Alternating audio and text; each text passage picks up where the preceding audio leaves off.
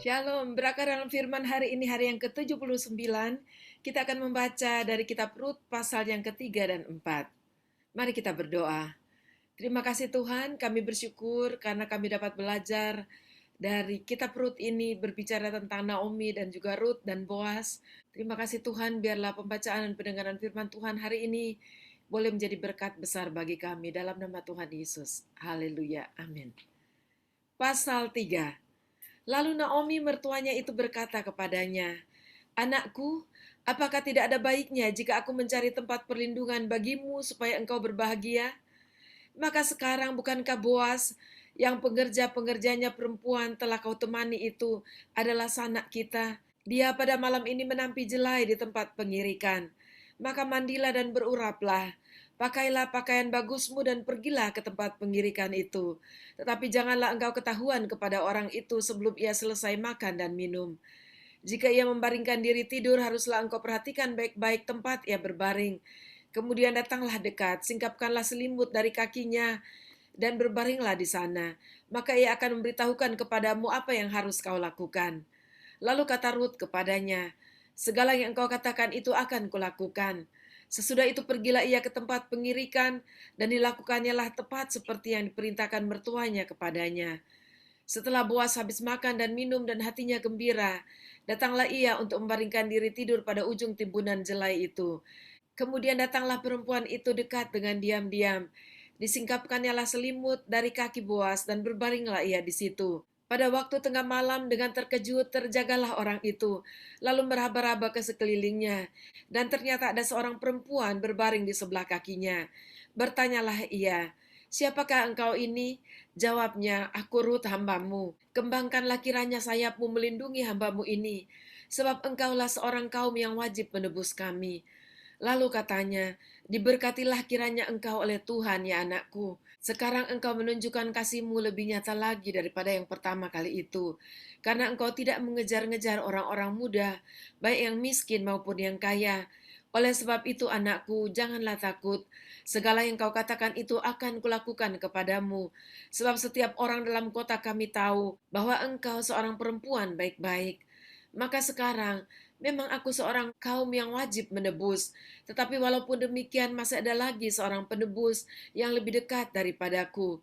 Tinggallah di sini malam ini, dan besok pagi jika ia mau menebus engkau, baik, biarlah ia menebus. Tapi jika ia tidak suka menebus engkau, maka akulah yang akan menebus engkau. Demi Tuhan yang hidup, berbaring sajalah tidur sampai pagi." Jadi berbaringlah ia tidur di sebelah kakinya sampai pagi. Lalu bangunlah ia sebelum orang dapat kenal mengenal, sebab kata Boas, "Janganlah diketahui orang bahwa seorang perempuan datang ke tempat pengirikan." Lagi katanya, "Berikanlah selendang yang engkau pakai itu, dan tadahkanlah itu." Lalu ditadahkannya selendang itu. Kemudian ditakannya lah 6 takar jelai ke dalam selendang itu. Sesudah itu pergilah Boas ke kota. Setelah perempuan itu sampai kepada mertuanya, berkatalah mertuanya itu, "Bagaimana anakku?"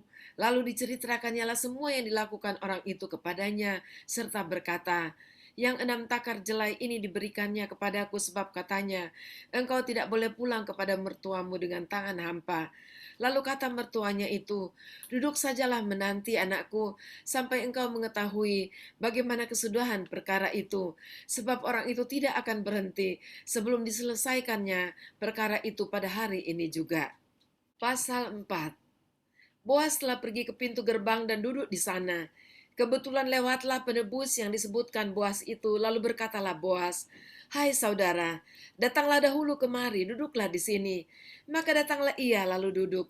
Kemudian dipilihnyalah 10 orang dari para tua-tua kota itu dan berkata, "Duduklah kamu di sini." Maka duduklah mereka. Lalu berkatalah ia kepada penebus itu, "Tanah milik kepunyaan saudara kita Elimelek hendak dijual oleh Naomi yang telah pulang dari daerah Moab. Jadi pikirku, baik juga hal itu kusampaikan kepadamu sebagai berikut. Belilah tanah itu di depan orang-orang yang duduk di sini dan di depan para tua-tua bangsa kita. Jika engkau mau menebusnya, tebuslah. Tetapi jika engkau tidak mau menebusnya, beritahukanlah kepadaku supaya aku tahu, sebab tidak ada orang yang dapat menebusnya kecuali engkau dan sesudah engkau aku."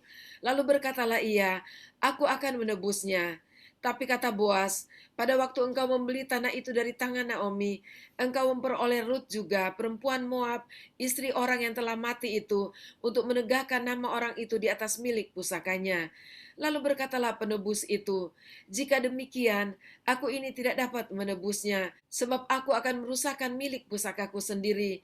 Aku mengharap engkau menebus apa yang seharusnya aku tebus, sebab aku tidak dapat menebusnya. Beginilah kebiasaan dahulu di Israel dalam hal menebus dan menukar. Setiap kali orang hendak menguatkan sesuatu perkara, maka yang seorang menanggalkan kasutnya sebelah dan memberikannya kepada yang lain. Demikianlah caranya orang mensahkan perkara di Israel. Lalu penebus itu berkata kepada Boas, engkau saja yang membelinya, dan ditanggalkannya lah kasutnya. Kemudian berkatalah Boas kepada para tua-tua dan kepada semua orang di situ, kamulah pada hari ini menjadi saksi bahwa segala milik Elimelek dan segala milik Kilyon dan Mahlon aku beli dari tangan Naomi. Juga Rut perempuan Moab itu, istri Mahlon, aku peroleh menjadi istriku untuk menegakkan nama orang yang telah mati itu di atas milik pusakanya. Demikianlah orang itu tidak akan lenyap dari antara saudara-saudaranya dan dari antara warga kota. Kamulah pada hari ini menjadi saksi. Dan seluruh orang banyak yang hadir di pintu gerbang dan para tua-tua berkata, kamilah menjadi saksi. Tuhan kiranya membuat perempuan yang akan masuk ke rumahmu itu seperti Rahel dan Lea yang keduanya telah membangunkan umat Israel. Biarlah engkau menjadi makmur di Efrata dan biarlah namamu termasyur di Bethlehem. Keturunanmu kiranya menjadi seperti keturunan Peres yang dilahirkan Tamar bagi Yehuda, oleh karena anak-anak yang akan diberikan Tuhan kepadamu dari perempuan muda ini. Lalu Boas mengambil Rut dan perempuan itu menjadi istrinya dan dihampirinya lah dia. Maka atas karunia Tuhan perempuan itu mengandung lalu melahirkan seorang anak laki-laki. Sebab itu perempuan-perempuan berkata kepada Naomi, terpujilah Tuhan yang telah rela menolong engkau pada hari ini dengan seorang penebus. Termasyurlah kiranya nama anak itu di Israel. Dan dialah yang akan menyegarkan jiwamu dan memelihara engkau pada waktu rambutmu telah putih. Sebab menantumu yang mengasihi engkau telah melahirkannya, perempuan yang lebih berharga bagimu dari 7 anak laki-laki. Dan Naomi mengambil anak itu serta meletakkannya pada pangkuannya, dan dialah yang mengasuhnya. Dan tetangga-tetangga perempuan memberi nama kepada anak itu, katanya, pada Naomi telah lahir seorang anak laki-laki, lalu mereka menyebutkan namanya Obed, dialah ayah Isai, ayah Daud. Inilah keturunan Peres.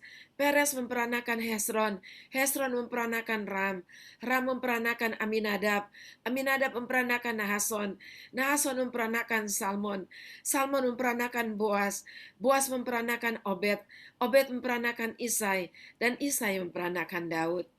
Demikianlah pembacaan kita dan kita menyelesaikan kitab Rut. Dan kita telah belajar dari apa yang sudah dilakukan oleh Naomi dan Rut, mertua dan menantu yang hidup takut akan Tuhan dan diberkati oleh Tuhan. Dan akhirnya Rut boleh mendapatkan Boas sebagai penebusnya. Lewat keturunan Rut dan Boas, akhirnya melahirkan Obed. Dan dari garis keturunan itu lahirlah Daud. Dan Daud menjadi raja dan seterusnya sampai kepada Yesus Kristus. Tuhan tidak pandang siapapun kita dan latar belakang kita. Sepanjang kita berpaut kepada Tuhan dan sungguh-sungguh mengikuti Tuhan. Dan hidup benar, baik terhadap Tuhan maupun terhadap sesama. Maka orang-orang yang demikian adalah orang-orang yang diberkati oleh Tuhan. Dan biarlah kita dapat meneladani apa yang kita sudah pelajari dalam firman Tuhan. Mari kita berdoa. Terima kasih Tuhan, kami bersyukur karena kami sudah belajar dari kebenaran firman Tuhan yang kami sudah terima pada hari ini.